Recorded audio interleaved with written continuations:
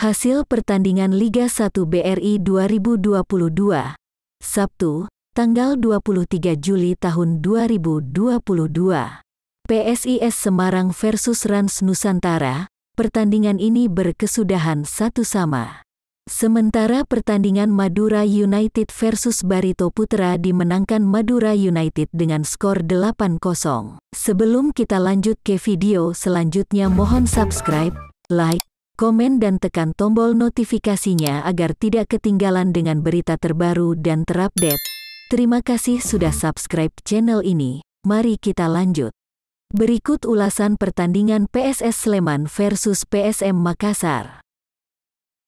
Saling jual beli serangan langsung mewarnai awal jalannya laga. Hasilnya, pada babak pertama laga antara PSS Sleman versus PSM Makassar sementara berhasil dimenangkan tim tamu dengan skor 2 gol tanpa balas pada laga perdana Liga 1 2022. Berlangsung di Stadion Maguwo Harjo, Sabtu, tanggal 23 Juli tahun 2022, PSM Makassar mampu unggul 2 gol setelah Wiljan Pluim mencetak brace masing-masing menit ke-17 dan menit ke-28. 2 gol yang dicetak Wiljan Pluim seakan membuat publik PSS Sleman yang bertindak sebagai tuan rumah terdiam di kandangnya sendiri. Ketinggalan 2 gol seakan menyentak publik tuan rumah. Para pemain PSS semakin memborbardir gawang PSM Makassar.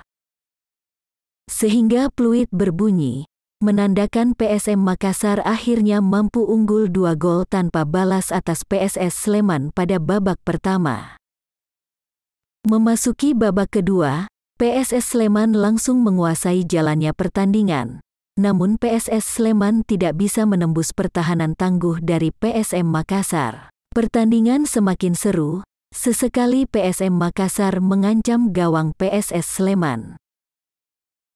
Serangan demi serangan dilancarkan PSS Sleman. Akhirnya pada menit ke-87 PSS Sleman berhasil memperkecilkan ketertinggalan dari PSM Makassar dengan kedudukan 1-2.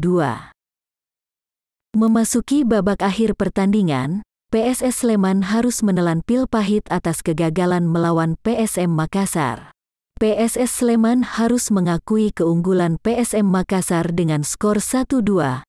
Momentum ini dijadikan sebagai kebangkitan PSM Makassar.